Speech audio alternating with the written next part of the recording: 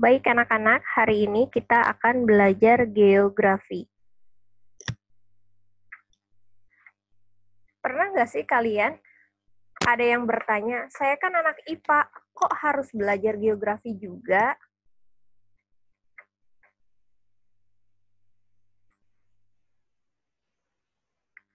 Baik, akan Ibu berikan sedikit gambaran tentang pembagian mata pelajaran di SMA Negeri 1 Dramaga. Bagi kalian yang mengambil jurusan MIPA, akan mendapatkan pelajaran lintas minat, yaitu pelajaran dari jurusan IPS yang terdiri dari geografi dan sosiologi. Begitupun bagi kalian yang mengambil jurusan IPS, maka kalian akan mendapatkan pelajaran lintas minat, yaitu biologi dan kimia. Artinya, baik bagi siswa dan siswi yang mengambil MIPA maupun IPS, nantinya kalian akan tetap mendapatkan pelajaran geografi. KKM atau kriteria ketuntasan minimal yang ada di SMA 1 Dramaga itu untuk seluruh mata pelajaran yaitu 79. Tapi kalian bisa mendapatkan predikat B jika minimal kalian mendapatkan nilai 86. Jadi kalau kalian mendapatkan nilai 79, maka nanti di rapot predikatnya masih C. Kalian bisa mendapatkan nilai B, predikatnya B, jika minimal kalian mendapatkan nilai 86.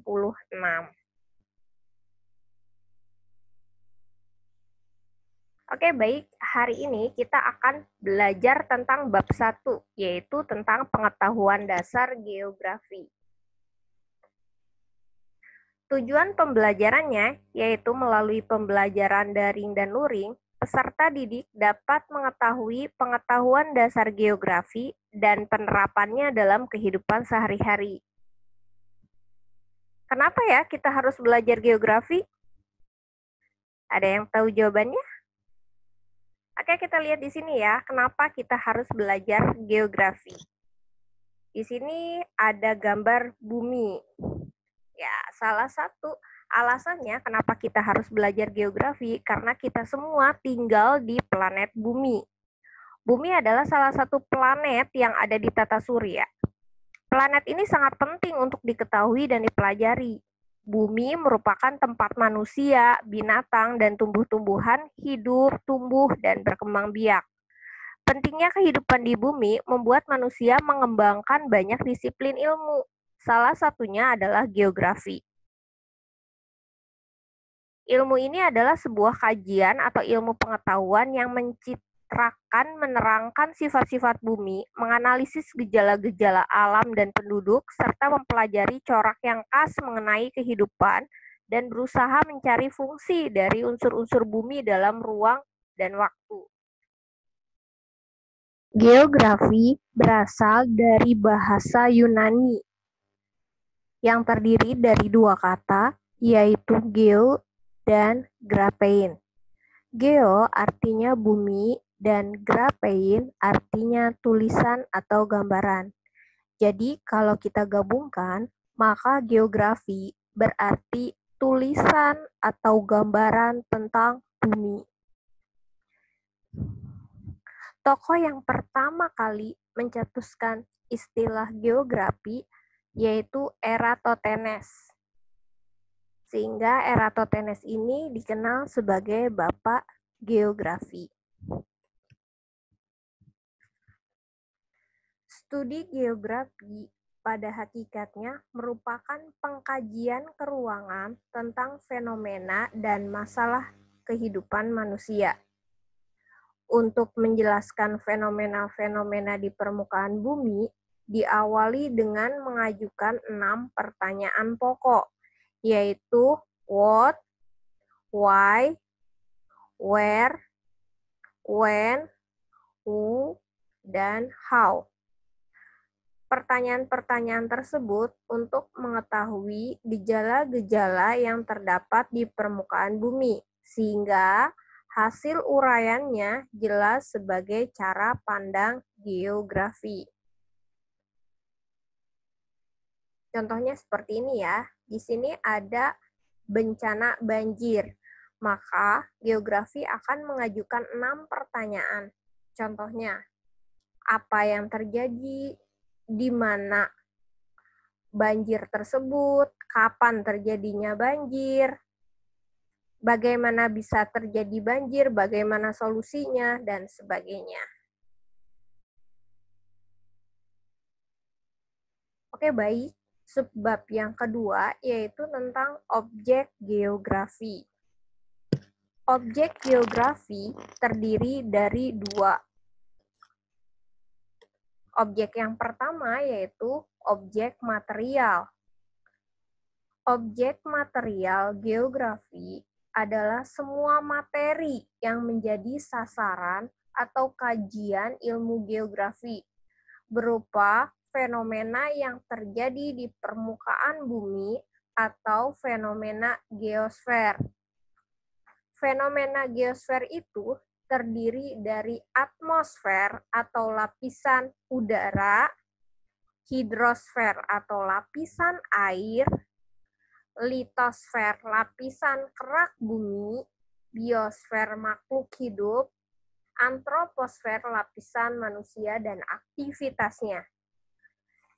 Dan objek yang kedua yaitu objek formal geografi atau biasa dikenal sebagai pendekatan geografi.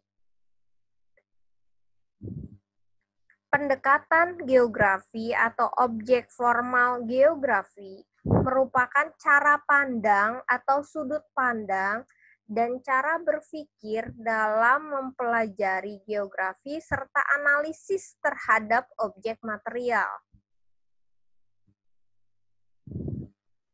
Pendekatan geografi itu terdiri dari 3, yaitu pendekatan spasial atau dikenal juga dengan pendekatan keruangan, pendekatan ekologi atau lingkungan, dan kompleks wilayah. Pendekatan spasial menekankan analisisnya pada eksistensi ruang, dan biasanya dia hanya menerangkan tentang fenomena karena dipengaruhi oleh faktor alam saja. Sedangkan pendekatan ekologi, dia menganalisis suatu fenomena berdasarkan interaksi manusia dengan lingkungannya. Jadi ada interaksi antara manusia yang menyebabkan lingkungan itu seperti itu. Dan pendekatan yang ketiga yaitu kompleks wilayah.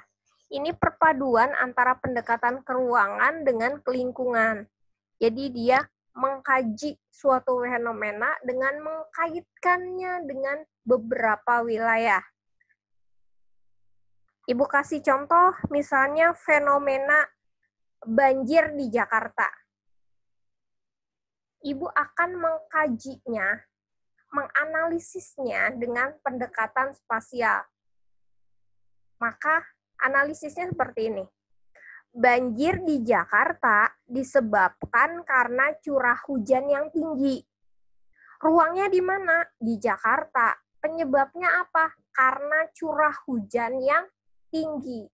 Jadi kalau pendekatan spasial, dia lebih menekankan pada eksistensi ruang, dan faktornya biasanya hanya faktor alam yang ada di situ. Kemudian Ibu akan menganalisisnya dengan menggunakan pendekatan ekologi atau lingkungan. Contohnya seperti ini. Banjir di Jakarta disebabkan karena curah hujan yang tinggi dan karena manusia membuang sampah ke sungai, sehingga terjadilah banjir. Jadi di situ ada interaksi bahwa banjir itu disebabkan karena ulah manusia membuang sampah ke sungai. Jadi ada interaksi manusia yang menyebabkan lingkungan menjadi banjir. Dan yang ketiga adalah pendekatan kompleks wilayah. ini biasanya mengkaitkan lebih dari 2 wilayah. Contoh, untuk mengatasi banjir di Jakarta, perlu bekerja sama dengan beberapa daerah atau wilayah seperti Bogor, Depok, Tangerang, dan sebagainya. Berarti itu Ibu menganalisisnya menggunakan pendekatan kompleks wilayah. Karena membicarakan 2 wilayah atau lebih ya.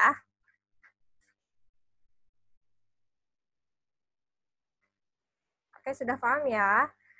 Lanjut pada subbab yang ketiga, yaitu tentang aspek geografi.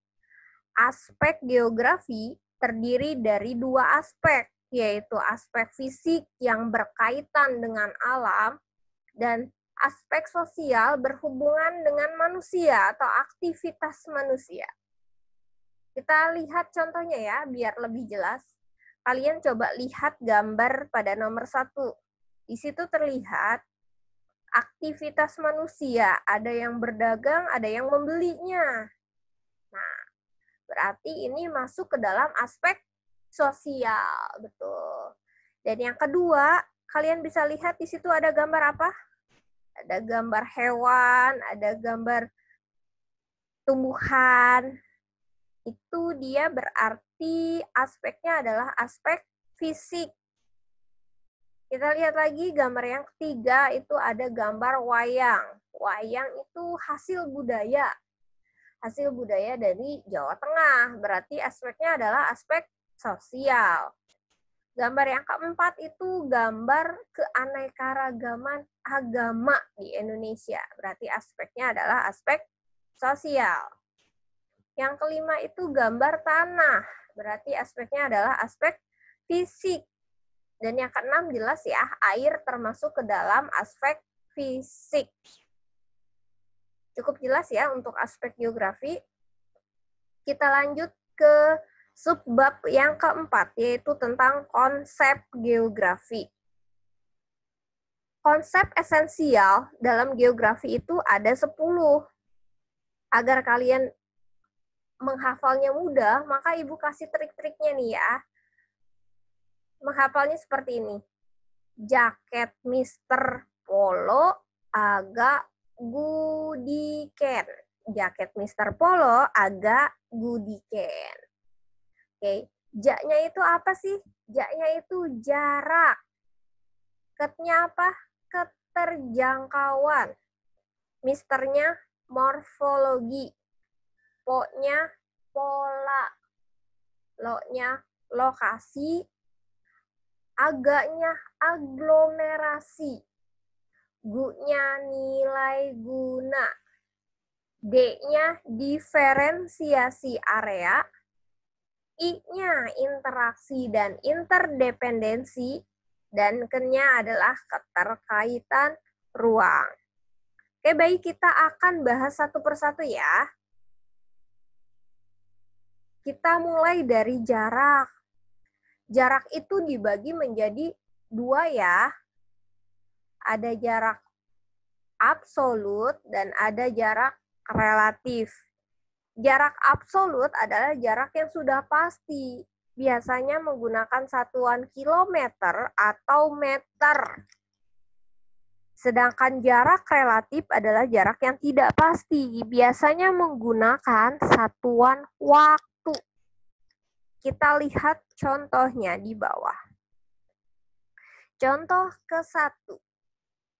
Jarak Bogor-Jakarta 40 km. Ini sudah pasti ya, 40 km karena dihitung. Berarti ini adalah jarak absolut. Menggunakan konsep jarak absolut. Contoh yang kedua. Jarak Bogor-Jakarta dapat ditempuh selama 2 jam jika kamu mengendarai mobil. Oke, ini terlihat menggunakan satuan waktu. Berarti ini adalah jarak relatif, menggunakan konsep jarak relatif. Kenapa kok ini bisa dibilang relatif atau tidak pasti? Karena bisa berubah. Contohnya bisa berubah bagaimana? Jarak Bogor-Jakarta dapat ditempuh selama 1,5 jam jika kamu menggunakan atau mengendarai sepeda motor. Jarak Bogor-Jakarta dapat ditempuh selama 5 hari jika kamu jalan kaki. Maka itu bisa berubah-ubah karena menggunakan satuan waktu. Makanya disebut sebagai jarak relatif. Sudah cukup jelas ya? Konsep yang kedua adalah konsep keterjangkauan. Keterjangkauan ini biasanya berhubungan dengan aksesabilitas dan selalu berhubungannya juga nantinya dengan transportasi dan komunikasi. Kita langsung lihat contohnya ya. Daerah Aceh menjadi terisolir setelah terjadi tsunami akibat beberapa jalan hancur.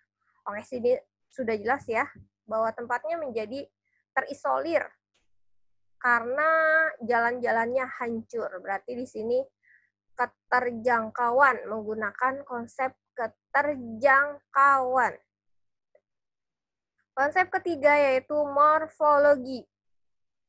Konsep morfologi artinya bentuk permukaan bumi. Bentuk permukaan bumi kita tidak rata kan? Ada lembah, bukit, pegunungan, dataran tinggi, dataran rendah. Oke, berarti itu menggunakan konsep morfologi. Kenapa ya kok bisa bentuk permukaan bumi itu berbeda-beda? Penyebabnya atau disebabkan karena di bumi kita ini memiliki dua tenaga yang bekerja, yaitu tenaga endogen yang berasal dari dalam bumi dan tenaga eksogen yang berasal dari luar bumi. Nanti tenaga eksogen dan endogennya akan kita pelajari pada bab ketiga. Lanjut ya, konsep keempat yaitu konsep pola. Konsep pola ini berhubungan atau mengacu pada susunan atau penyebaran fenomena di permukaan bumi. Biasanya kalau pola ini dipakainya, digunakannya biasanya berhubungan dengan aliran sungai maupun pemukiman. Kita lihat contohnya ya. Pemukiman di sepanjang jalan berpola linier atau memanjang. Pemukiman di pegunungan berpola radial atau mengelompok. Ya. Jadi kalau rumah-rumahnya itu dekat dengan jalan biasanya akan berpola linier atau memanjang. Jadi sepanjang jalan banyak rumah itu namanya linier atau memanjang. Kalau di pegunungan itu biasanya mengelompok, itu namanya polanya adalah pola radial. Konsep yang kelima yaitu lokasi, sama seperti konsep jarak. Lokasi juga dibagi menjadi dua ya, absolut dan relatif. Lokasi absolut itu lokasi yang sudah pasti, biasanya menggunakan letak astronomis. Sedangkan lokasi relatif itu yang tidak pasti menggunakan yang belum pasti, menggunakan letak geografis. Contohnya, contoh yang pertama ya, kita lihat Indonesia terletak di 6 derajat lintang utara sampai 11 derajat lintang selatan dan di antara 95 derajat bujur timur dan 141 derajat bujur timur. Ini jelas ya, ini termasuk lokasi atau menggunakan konsep lokasi absolut karena di sini menggunakan letaknya letak astronomis. Contoh yang kedua, Indonesia terletak di antara 2 samudra dan 2 benua. Ini dia menggunakan konsep lokasi relatif karena menggunakan letak geografis. Jadi kalau lokasi absolut menggunakan letak astronomis, kalau lokasi relatif menggunakan letak geografis. Lanjut, konsep selanjutnya adalah konsep aglomerasi, yang artinya adalah pengelompokan. Contohnya, ini adalah Zoom meeting, aglomerasi kelas 10. Jadi, kumpulan atau kelompok kelas 10. Contoh lainnya dalam kehidupan misalnya Pasar Anyar, Pasar Dramaga, itu kan itu ada kelompok pedagang-pedagang Sedangkan pedagang pasar Dramaga itu termasuk menggunakan konsep aglomerasi. Konsep selanjutnya adalah nilai guna. Nilai guna ini biasanya berhubungan dengan suatu wilayah punya fungsinya untuk apa. Jadi suatu wilayah itu pasti dia punya kelebihan dan kekurangan dan pasti nantinya akan berhubungan dengan fungsi wilayah tersebut akibat dia memiliki kelebihan maupun kekurangannya. Kita lihat contohnya ya. Pantai yang landai dan bersih, berpasir putih, berpotensi untuk daerah wisata. Oke, berarti pantai yang dengan ciri-ciri seperti ini dia memiliki nilai guna loh. Nilai gunanya yaitu sebagai daerah wisata. Oke ya, cukup jelas. Oke, lanjut. Yang selanjutnya adalah konsep diferensiasi area yang berarti perbedaan daerah. Contohnya, penduduk di sekitar pantai umumnya sebagai nelayan, sedangkan di daerah dataran rendah sebagai petani. Di sini sudah terlihat dengan jelas bahwa ini menggunakan konsep diferensiasi area. Dia membedakan daerah pantai dengan daerah dataran rendah. Dia membedakan daerah pantai dan dataran rendah dalam hal mata pencahariannya. Daerah pantai, mata pencahariannya sebagai nelayan. Dataran rendah, mata pencahariannya sebagai petani. Jadi dia membedakan antara daerah pantai dengan daerah dataran rendah. Oke, sudah cukup jelas ini ya. Lanjut, konsep ke-9 yaitu interaksi dan interdependensi. Interaksi artinya berhubungan dan interdependensi artinya ketergantungan. Contoh, kita langsung lihat ke contohnya di bawah. Warga kota membutuhkan bahan makanan dari desa, sedangkan warga desa membutuhkan teknologi dari kota. Oke, terlihat jelas ya bahwa warga kota dan warga desa dua-duanya saling membutuhkan. Warga kota membutuhkan warga desa pun membutuhkan warga kota. Berarti ini jelas menggunakan konsep interdependensi atau ketergantungan. Konsep yang terakhir yaitu keterkaitan ruang. Contohnya, kebakaran hutan di Kalimantan menyebabkan kabut asap di Malaysia. Ini sudah jelas ya, antara Kalimantan dan Malaysia itu kan ruangnya cukup dekat. Maka ketika terjadi kebakaran di hutan, maka menyebabkan kabut asap di Malaysia. Berarti ini ada keterkaitan ruang ya, karena memang lokasinya berdekatan.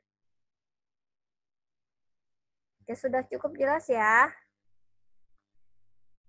Oke, sekian materi hari ini. Jadi yang pertama, tadi kita membahas tentang ruang lingkup geografi. Yang kedua tentang objek geografi. Yang ketiga tentang aspek geografi. Dan yang keempat tentang konsep geografi. Agar kalian semakin memahami tentang materi ini, maka ada tugas satu yang harus kalian kerjakan ya. Kemudian tugasnya itu harus kalian tulis tangan pada buku tulis kalian, kemudian difotokan, kemudian diupload pada link bit.ly yang ada di sini ya. Oke, cukup sekian pembelajaran hari ini. Kurang lebihnya Ibu mohon maaf. Wassalamualaikum warahmatullahi wabarakatuh.